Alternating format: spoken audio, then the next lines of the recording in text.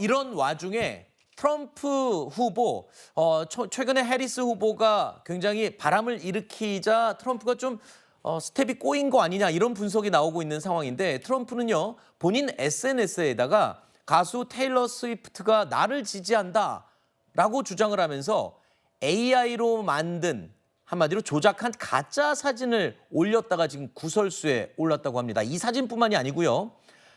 상대 후보인 해리스가 공산당 행사에서 연설하는 모습이다 라면서 또 가짜 사진을 올렸다가 구설수에 올랐습니다.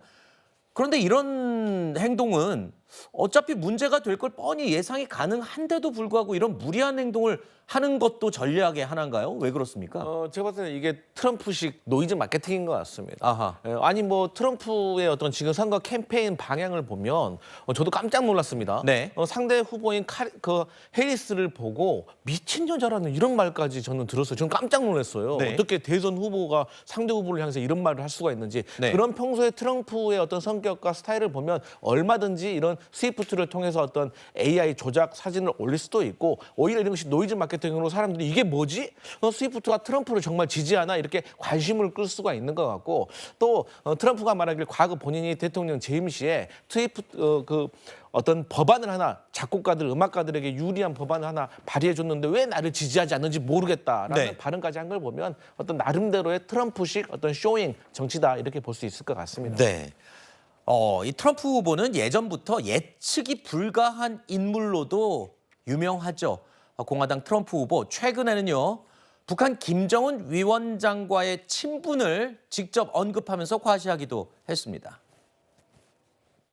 Now, this man I really got along with well. He said, I have a red button on my desk, and I said, no, I have a red button too, and mine's bigger than yours and mine works. And I got along with him great. He's very smart. He's very strong. He's the absolute leader. You know, a lot of people say, North Korea, Kim Jong-un, I got along very well with him. You know, it's nice to get along with somebody who has a lot of nuclear weapons. When we get back, I get along with him. He'd like to see me back too.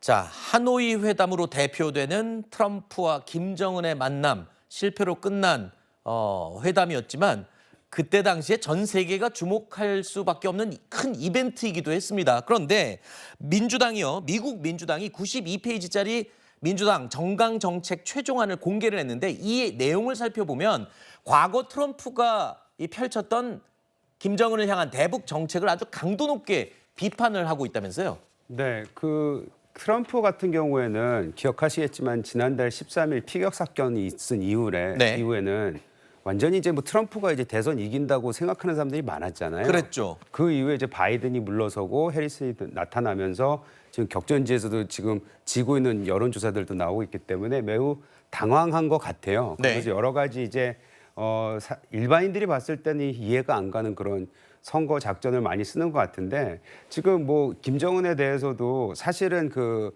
하노이에서 그 대담이 실패한 이후에 네. 오히려 그 관계 때문에 그 실패 때문에 남북 관계도 굉장히 경색이 됐었습니다. 네네. 그래서 우리 그 안보에는 전혀 도움이 되지가 않았었던 그 상황이었거든요. 그걸로 인해서 문재인 정부도 비판을 많이 받았던 상황이 됐었던 건데 네. 그걸 가지고 또 이제 자기는 여러 사람들을 이렇게 강한 사람하고 상대방하고 난 대화가 잘 통한다 이런 식으로 좀 어필을 하고 싶었던 것 같아요. 네. 근데 그것에 맞서서 민주당은 지금 현재 우리 정부하고 같이 여러 가지 한미 동맹에 있어서 가까워지고 있지 않습니까? 그거를 연속성을 띠기 위해서 우리는 계속해서 한국과 한미 동맹을 지지하면서 좀 제대로 일을 해보겠다. 쉽게 말하면 그런 식의 의견을 냈고 트럼프식의 북한과의 대화 방식, 북한과의 교류 방식은 틀렸다라는 걸 강하게 얘기를 해서 이 부분은 우리 국민으로서도 우리 대한민국 입장에서도 좀 눈여겨봐야 될 부분이 아닌가 생각이 듭니다. 네. 얼마 전에 저희도 잠시 전에 드렸습니다만 김정은 입장에서도 트럼프가 되기를 바라는 듯한 그런 입장을 내기도 했었죠. 자, 이런 가운데 오늘 오전에 공개된 로이터 통신과 트럼프의 인터뷰 내용이 또 관심을 끌고 있습니다. 이런 인터뷰를 했는데요. 트럼프 후보가 전기차를 사면 세액을 공제해주는 혜택, 이 혜택을 폐지할 수 있음을 시사했다. 우리나라도 전기 자동차를 사면 세제 혜택을 주지 않습니까? 그런데 미국도 마찬가지 이런 제도가 있습니다. 그런데 이 혜택을 폐지할 가능성을 언급했다. 제가 이걸 왜 알려드리냐면요.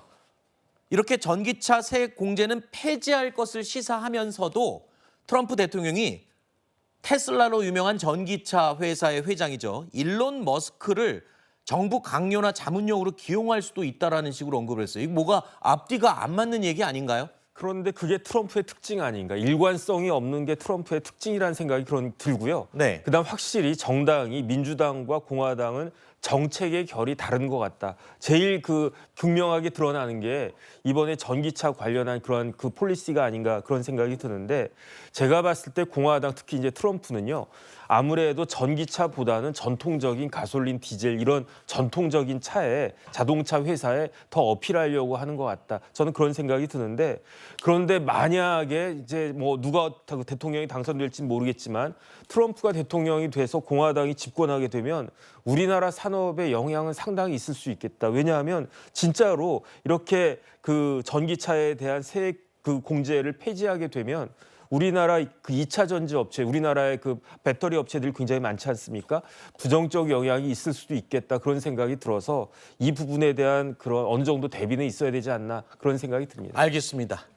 불과 한 달 사이에 미 대선의 흐름이 엎치락뒤치락 막 바뀌고 있습니다.